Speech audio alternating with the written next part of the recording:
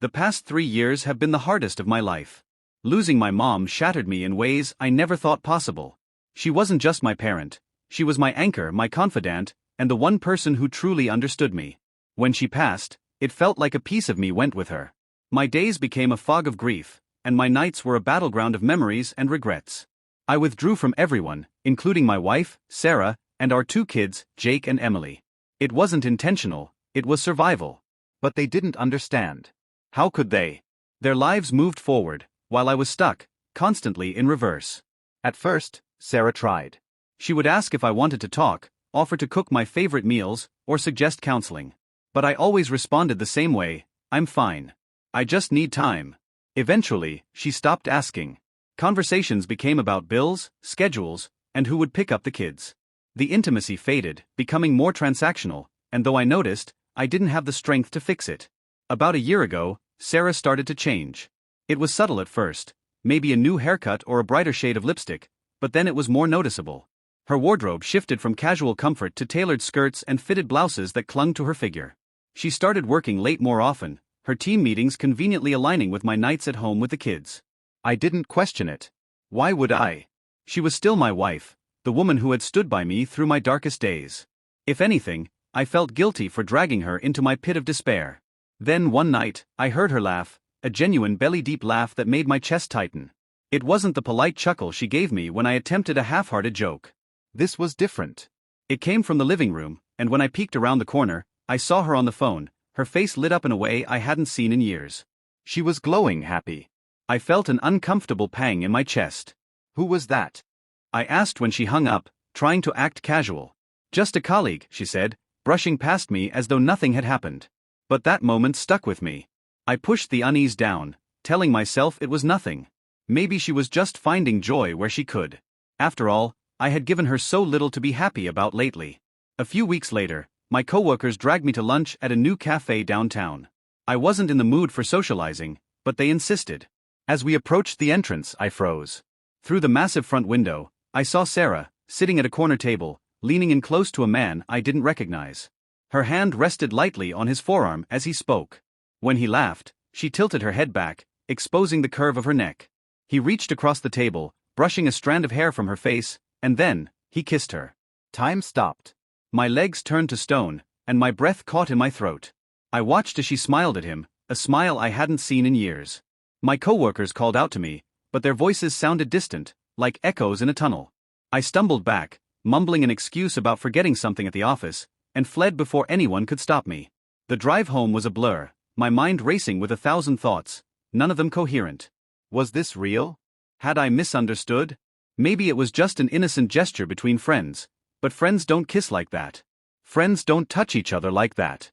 When I got home, I collapsed onto the couch, my chest heaving as I tried to process what I had seen. Anger flared up, hot and vicious, but it was quickly snuffed out by a crushing wave of sadness. What had I done to push her away? Was it my grief? My failure as a husband? In the days that followed, I became hyper-aware of everything she did. The late nights. The sudden obsession with her appearance. The way she clutched her phone like it held the secrets of the universe. I noticed how she smiled at texts but never shared them, how she avoided eye contact when I asked about her day. One night, after she went to bed, I grabbed her phone. My hands shook as I entered the passcode, her old one, the one she hadn't bothered to change in years. The screen was empty. No incriminating texts. No photos. No calls. It was as if she had scrubbed it clean, knowing I might look. I felt like a fool, paranoid, desperate, and foolish. But deep down, I knew the truth. I could feel it in the hollow ache that had taken residence in my chest. She was cheating on me. My wife. The mother of my children. The woman I had built a life with. But I couldn't bring myself to confront her. Not yet. I told myself it was for the kids, that I needed more proof before I turned our world upside down. But the truth was simpler. I was afraid. Afraid of losing her. Afraid of losing my family. Afraid of facing the reality that I wasn't enough for her anymore. So I waited and I watched. Every night, she came home late. Every time her laughter echoed through the house during another work call, I felt the cracks in our marriage widen. But I said nothing. Instead, I endured the slow, agonizing descent into what I now realized was the role of a cuckold. And the worst part? A small, broken part of me still loved her. Still hoped I was wrong. That she'd come back to me. That we could fix this. But deep down, I knew better. After that day at the cafe, something inside me broke. I wasn't just grieving my mom anymore. I was grieving my marriage, the life I thought I had, the woman I thought loved me. It felt like being gutted alive, but forced to smile through the pain for the sake of my kids. Every morning, I put on the mask of a dutiful husband and father. I packed lunches, drove carpool, and helped with homework, all while a storm raged inside me. Sarah, oblivious to my inner turmoil, carried on as if nothing had changed. Or maybe she wasn't oblivious. Maybe she just didn't care anymore. She smiled more easily, laughed more often, seemed lighter. But none of that was for me. I was a bystander in my own marriage, watching as another man enjoyed the woman I vowed to love forever. One evening, she came home later than usual. Her cheeks were flushed, her hair slightly disheveled, and there was the faintest smudge of lipstick on her collar. His lipstick, not hers. She breezed through the kitchen, setting her purse down and kicking off her heels. She didn't even flinch under my gaze. She just looked free. "Hey," she said casually. "How was your day?" I bit the inside of my cheek, trying to suppress the tidal wave of fury bubbling up inside me. How was my day? My day had been spent spiraling down a rabbit hole of paranoia and self-loathing, convincing myself I was a failure as a husband. And she had the audacity to act like everything was fine. "It's fine," I muttered, turning back to the stove where I was stirring a pot of spaghetti. I didn't want her to see my trembling hands. She leaned over to kiss me on the cheek, but I pulled away, just an inch. Enough to make her pause. Her smile faltered. "Is everything okay?" she asked, concern flickering in her eyes. I wanted to scream, "No, Sarah.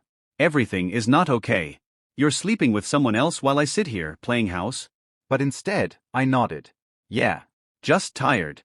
She gave me a strange look, like she was trying to decipher something, but after a moment, she shrugged and headed upstairs to change. I watched her go, feeling like the world's biggest coward. I hated myself for it. Hated how weak I had become. Cuckold. The word slithered through my mind like poison.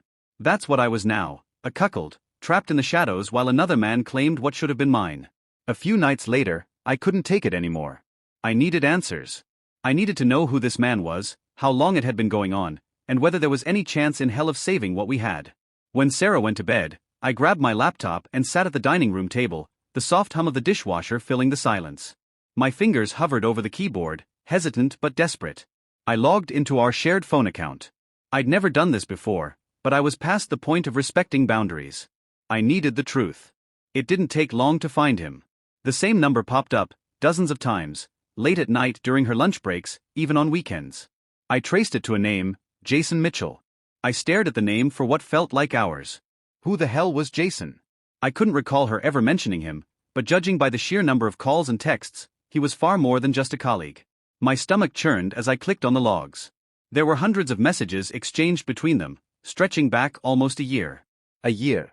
I scrolled through the timestamps, noting how often she texted him while we were supposed to be having family time, at the park, during movie nights, even at Jake's soccer games.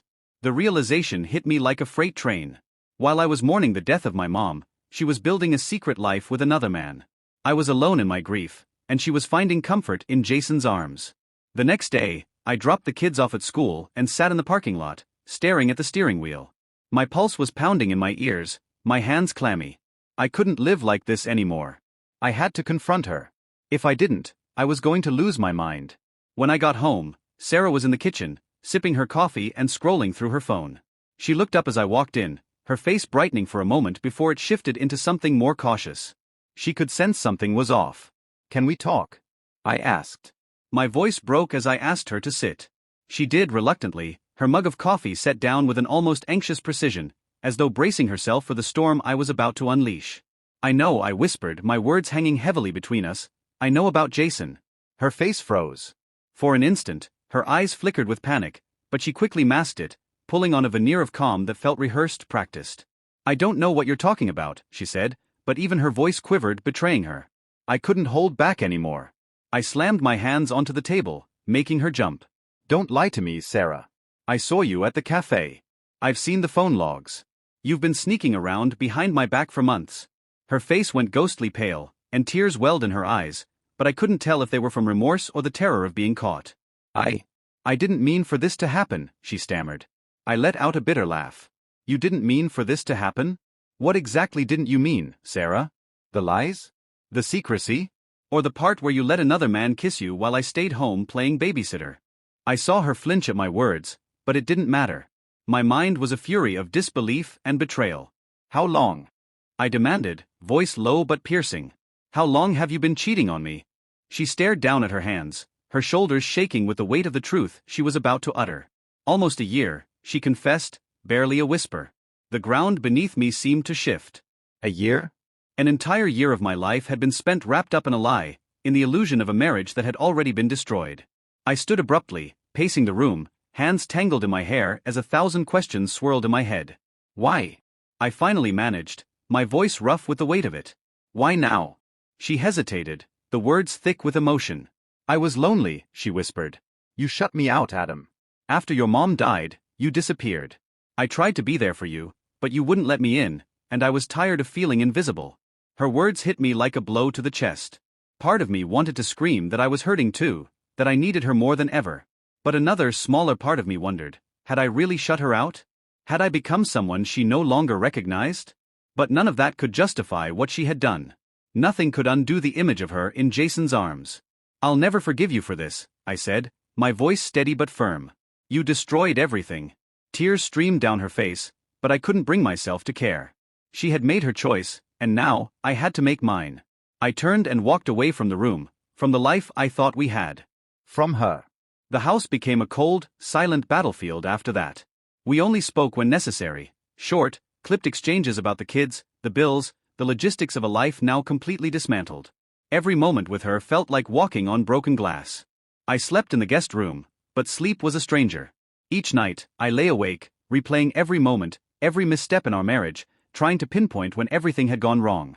Sarah didn't try to explain herself further. Maybe she knew it wouldn't matter.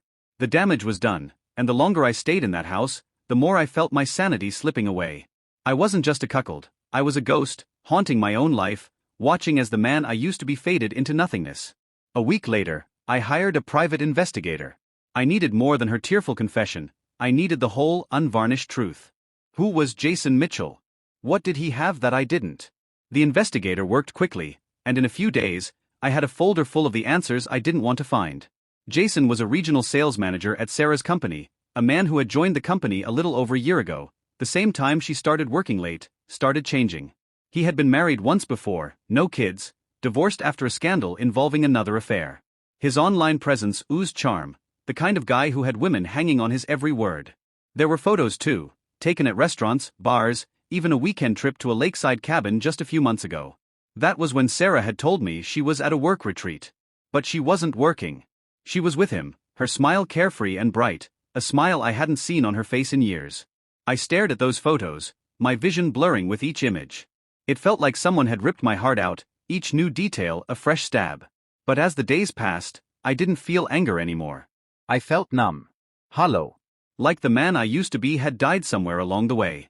Divorce became inevitable. I knew that staying married to Sarah would leave me with nothing but a shattered version of myself, but the thought of splitting up my family tore me apart. I had promised myself I would never do to my kids what my parents had done to me: break up their home, make them endure awkward holidays, fake smiles. But what was the alternative? Letting my kids grow up in a home where their father was nothing more than a ghost of a man, clinging to the illusion of a marriage that no longer existed? That wasn't living. It was withering away. One night, after putting Jake and Emily to bed, I sat at the dining table, divorce papers spread before me. I stared at them for hours, the pen trembling in my hand, unable to make the final choice. It felt too permanent, too final. Across the room, Sarah stood in the doorway, watching me. Are you really going to do this? Her voice was quiet, barely audible. I didn't look up. You did this, Sarah. The second you chose him over us, you made this decision for both of us. Her breath caught, and for a moment, I saw the faintest glimmer of regret in her eyes. But it didn't matter. Regret couldn't fix what was broken. It couldn't undo the lies, the betrayal. I never stopped loving you, she whispered. I finally met her gaze. My own eyes were dull, lifeless. You stopped the moment you let him touch you. She started to cry, but I couldn't bring myself to care. I picked up the pen, and with a shaky but resolute hand, I signed my name. When the pen hit the paper, something inside me lightened. It wasn't healing. It wasn't better. But it was lighter. The weeks that followed blurred into a haze of paperwork, lawyers, and painful conversations with the kids. Telling Jake and Emily was the hardest thing I'd ever done. Jake was old enough to understand, but Emily, only 7, just cried, asking why mommy and daddy didn't love each other anymore. I wanted to tell her that love wasn't the problem, that betrayal was. But how do you explain that to a child? Sarah moved into a small apartment downtown. Jason didn't move in with her right away, but I knew it was only a matter of time. I stayed in the house for the kids' sake, but it felt hollow without her. Every corner of that place was filled with memories. The den where we'd rearranged furniture and banged the couch, the hardwood floor where Emily had taken her first steps, the kitchen where Sarah used to sing while she cooked. But now, those memories were tainted, stained by the knowledge that while I was trying to hold our family together, she was out building a life with someone else. A few months after the divorce was finalized, I found myself alone in the backyard, staring at the night sky. The house was quiet. The kids were with Sarah for the weekend. That deep, gnawing loneliness settled in again. The kind that doesn't go away with distractions or casual conversation. The kind that burrows deep into your bones and whispers that you'll never be whole again. I pulled out my phone and stared at Sarah's contact name, my thumb hovering over the call button. I don't know why I did it. Maybe part of me still hoped she would apologize, admit her mistakes, beg for forgiveness. But I knew better. Instead, I deleted her contact. It felt symbolic, like erasing her name could somehow erase the pain. But it didn't. The pain stayed. And I knew it always would. I'd like to say that I found closure, that I moved on and built a better life. But the truth is, some wounds never fully heal.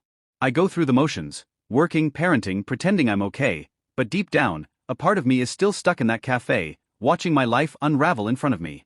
I still wonder if I could have saved us, if I could have been stronger, more present, less consumed by my grief. But then I remember, marriage is supposed to be a partnership. And when I was at my lowest, when I needed her most, she chose someone else. The man I was before that day is gone. What's left is someone colder, harder. Maybe someday, I'll learn to trust again. But not today.